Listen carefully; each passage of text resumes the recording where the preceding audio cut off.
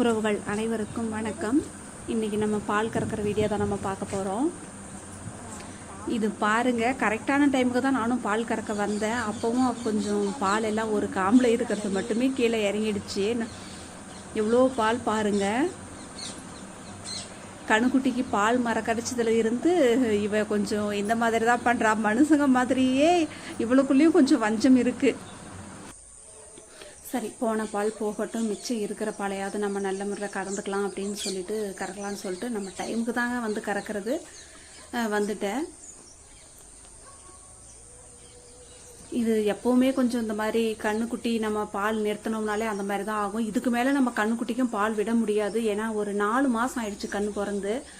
இதுக்கு மேலே நம்ம கண்ணுக்குட்டி விட்டோம்னா அந்த கண்ணுக்குட்டியை வந்து கண்டிப்பாக என்னால் இழுத்து கட்ட முடியறதில்ல. ஒரு 4 மாதம் அவ்வளோதாங்க.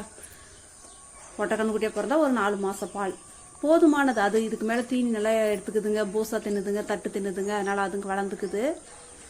இதுக்கு மேலே நம்ம கை கறவையாக நம்ம கறந்துக்க வேண்டியதுதான். இது ஒன்று தாங்க இப்போதைக்கு நம்மளுக்கு கொஞ்சம் பால் கறக்கிறது. மீதி எல்லாமே செனை முத்தி வந்துடுச்சு. எல்லாமே ஒரு 7 மாதம் 7.5 மாதம் அந்த மாதிரி சென்னையில் இருக்க ஒரு 3 மாடு அதெல்லாம் பால் விடுற ஸ்டேஜ் தான்.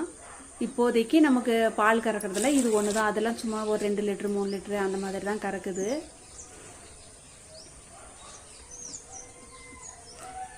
இவ்வளோதாங்க க்ளோஸில் காட்ட முடிஞ்சது என்னால். ஏன்னா செல்லு நம்ம வச்சுட்டு வந்து எடுத்து அது எவ்வளோ கவர் ஆகுதுன்னு நமக்கு தெரிய மாட்டேது. பால் கறக்கிறத விட்டுட்டு நம்ம எழுந்து போய் வந்து அந்த செல்லை எடுத்து பார்க்கவும் முடியறதில்லை. என்னால் முடிஞ்ச அளவுக்கு நான் ஓரளவுக்கு தெளிவாக வீடியோ எடுத்துருக்கிறேன்னு நான் நினைக்கிறேன்.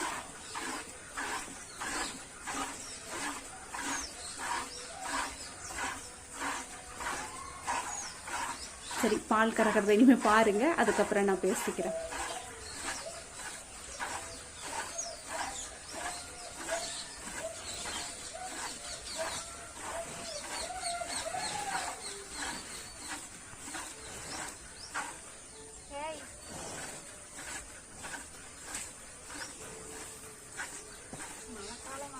பால் கம்மியானது இதில் இருக்கிற பாலையும் கீழே வச்சுக்கிட்டு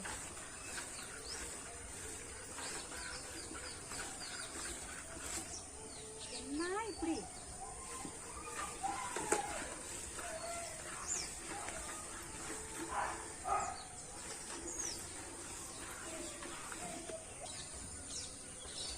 செல்லை வச்சுட்டு வந்து நான் பால் கறக்கிறேன். இன்னொரு மாடு வாலில் அடித்து என்னோடய செல்லை தள்ளி பிடிச்சி, அதனால் மறுபடியும் செல்லை எடுத்து வச்சுட்டு வந்து உட்காடுறேன். அதுக்குள்ளே பால் ஊற்றிருமான்னு கேட்காதீங்க. இது மாடு நல்லா பழக்கமான மாடு தான். பிறந்ததுலேருந்தே இது கண்ணுக்குட்டியாக பிறந்ததுல இருந்தே எங்கிட்ட வளர்கிற மாடு தான். இருக்கிற மாடு எல்லாமே அந்த மாதிரி எங்கிட்ட பிறந்து வளர்ந்த மாடுங்க தான். எதுவும் நம்ம வெளியிலேருந்து வாங்கலை. இதுவே கிட்டத்தட்ட நான் நிறைய மாடுங்க செனை பண்ணி நான் விற்றுருக்குறேன்.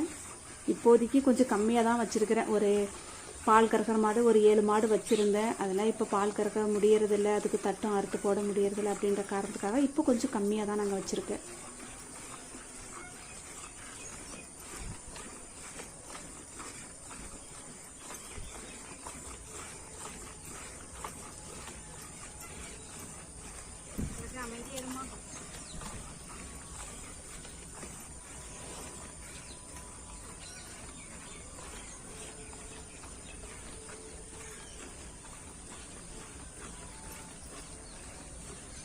பால் கறக்கும் பொழுதெல்லாம் இந்த மாதிரி வாலில் ஆசீர்வாதமும் பண்ணுங்க, அடியும் பண்ண விழும், கோமியமும் மேலே விழும், சாணி போட்டாலும் மேலே விழும்.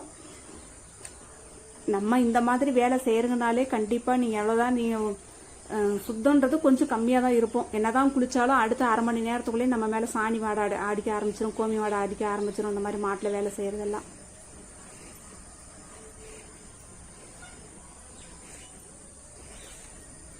இந்த மழை பேஞ்சினே இருந்ததுனால என்னதான் நம்ம தீனி கொடுத்தாலும் கொஞ்சம் பால் கம்மி தான். அதுங்களுக்கு அந்தளவுக்கு அது ஜீரணம் வந்து ஆகிறதில்லையே என்னன்னு தெரியல. எப்போவுமே மழைக்காலம் அப்படின்னாலே கொஞ்சம் பாலுங்க வந்து அது கம்மியாக தான் கறக்கும். மற்ற நேரத்தில் இருக்கிற மாதிரி பால் வந்து சேர்ந்து கறக்காது. இதுலேயும் இன்றைக்கி ஒரு காம்பு பால் வேற கீழே போயிடுச்சா. இருங்க, அந்த அடுத்த காம்பில் கறக்கிறேன். அந்த காம்பில் பாருங்கள் பாலே இருக்காது.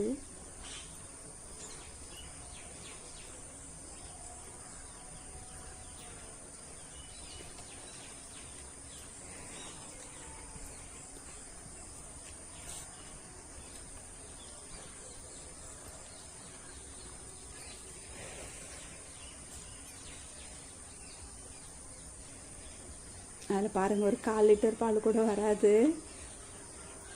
அது ஏன்னா அது எழும்பொழுதே அதில் ஒன்றுமே இல்லை.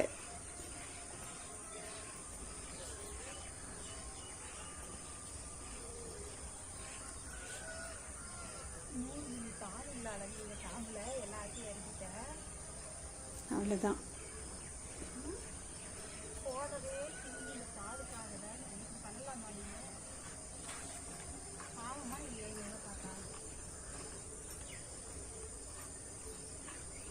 வீடியோ பிடிச்சிருந்தால் லைக் பண்ணுங்கள், ஷேர் பண்ணுங்கள், சப்ஸ்கிரைப் பண்ணுங்கள்.